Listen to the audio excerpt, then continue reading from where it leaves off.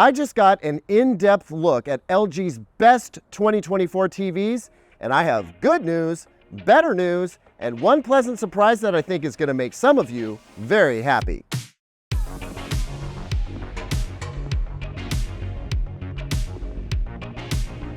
Welcome back, everyone. I'm Caleb Dennison, and I visited LG at its US headquarters in New Jersey. I am no longer there, obviously, but I was there. And I went there to get a closer look and more details on some of their most exciting products for 2024. I did a pretty deep dive on the LG G4 OLED, caught just a glimpse of the C4 OLED, was smacked upside the head by the flagship 4K QNED Mini LED TV, and I had a one-on-one conversation with the head of LG's WebOS team.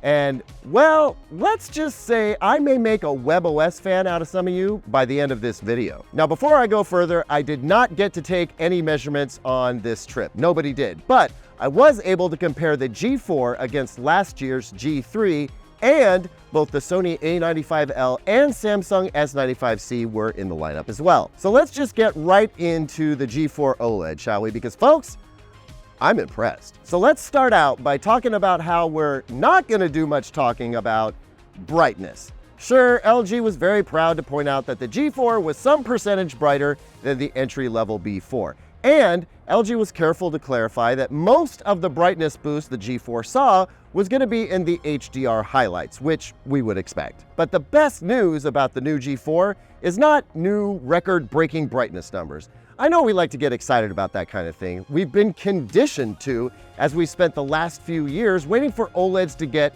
bright enough to look great in bright rooms as well as dark rooms. But we've already achieved that milestone, folks. The G3 was the big revolution we were waiting for when it comes to brightness. Now, any brightness improvements to the G4 are going to be fairly incremental, and that is just fine. But like I said, the G4's brightness is not the news. So what is there to be excited about? Quite a bit, actually, which came as a really pleasant surprise because most of what I learned at this event was not covered at CES. Now, if we look back at the G3 OLED, I'd say there were 7 little things that I hoped would be improved a little for the G4. And I'm happy to say it looks like we got like 6.5 out of the 7. Plus, LG added a few new settings that I think is going to set the G4 OLED apart from all the other OLEDs that come out this year. Thing 1 that is improved. The 55 and 65-inch LG G4 sizes now come with a stand, not a wall mount, included in the box. LG says it learned that most of the folks buying the 55 and 65-inch models wanted a stand, not the no-gap wall mount in the box. So, wish granted. You still get the no-gap wall mount in the box instead of a stand in the 77 and 83-inch models, and the stand that comes with the 55 and 65, it holds the TV perfectly upright. No more lean back like the G3. Thing number 2. The 83-inch G4 now has an MLA panel, so it's capable of all the brightness and then some, because it's bigger, as the 55, 65, and 77-inch models. Thing number 3. On the samples that I viewed, and there were about 3 of them, color shifting appeared to be improved. It used to be you could see sort of magenta rings in large white areas. I didn't see that this time. As for panel banding, well, I saw a little tiny bit of it on the 83-inch model that I viewed, but overall the panels looked pretty clean. Thing number 4. Near black chrominance overshoot appears to have been improved a little bit. Now, we didn't get to test this in depth, but Classy ran a couple of the scenes that I think should have triggered it, and it looked better on the G4 than the G3. Now, I don't think this is a huge net benefit for most folks, but for super picky nit nerds, it's one more thing to be impressed by. Thing number 5. Color brightness in LG's game mode. Now, this wasn't something that I complained about much in my review because I'm not a huge gamer. And frankly, I thought the G3's game mode looked pretty good.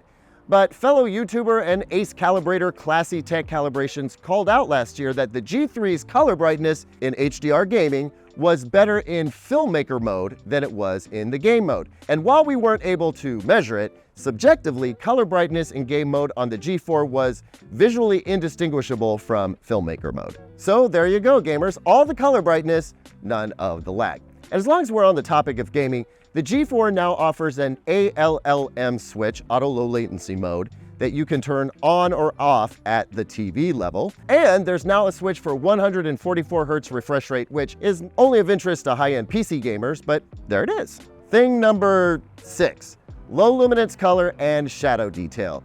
It looked better to me. Now, I heard this was a priority for LG since it came up in several reviews, though frankly, I think it was mostly video professionals that could tell outside of a side-by-side comparison. And well, you know how I feel about side-by-side comparisons. Thing number 7, well, that was the posterization or noisy blockiness that we'd see when the G3 came out of black. Think of a scene that fades in from black slowly. That's where we would see this and it would be most obvious, usually around the edges. Now that's still a thing that is happening, but I think it isn't something most viewers are likely to notice anyway. Honestly though, this needs deeper testing, so that's high on the list for the review once I get one in here, which I understand should be very soon.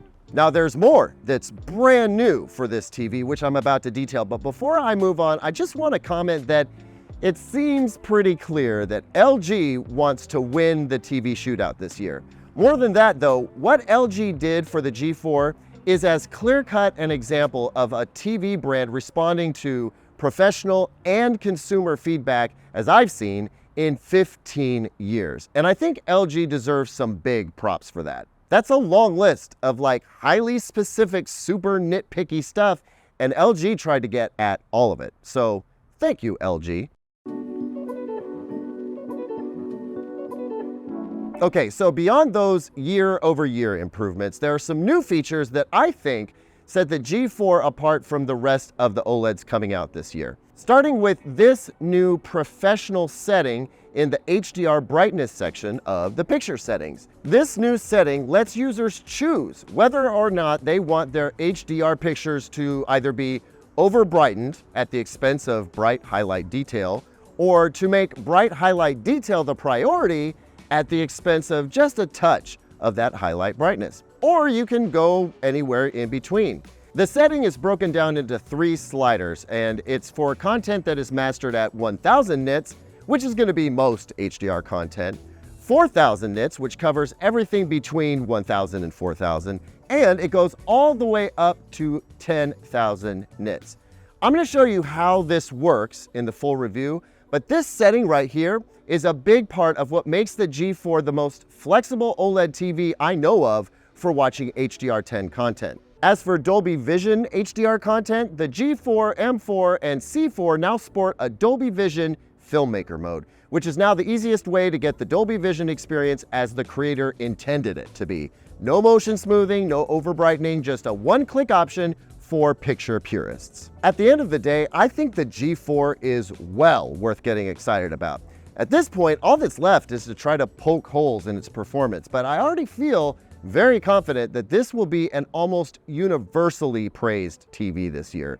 LG wants to be crowned king of OLED TVs once again, and frankly, it's got a good shot at reclaiming the crown. As for the C4 OLED, well, didn't get to see it doing much, honestly. We did capture a lot of footage of it looking beautiful in LG's showroom, but the room I was in for most of the event only had the C4 set up as part of a side-by-side demo to prove that its implementation of anti-glare versus a Samsung S90C resulted in better black levels when light was shown directly on the TV. I get what LG was trying to do there, but frankly, I think anyone trying to slight Samsung's anti-glare treatment is going to get served when the S95D OLED starts getting deployed. I am aware, by the way, that I'm a minority opinion holder when it comes to the S95D's anti-glare tech, but I don't know, we'll see. I'm comfortable with my stance and well aware that I'll need to back it up soon.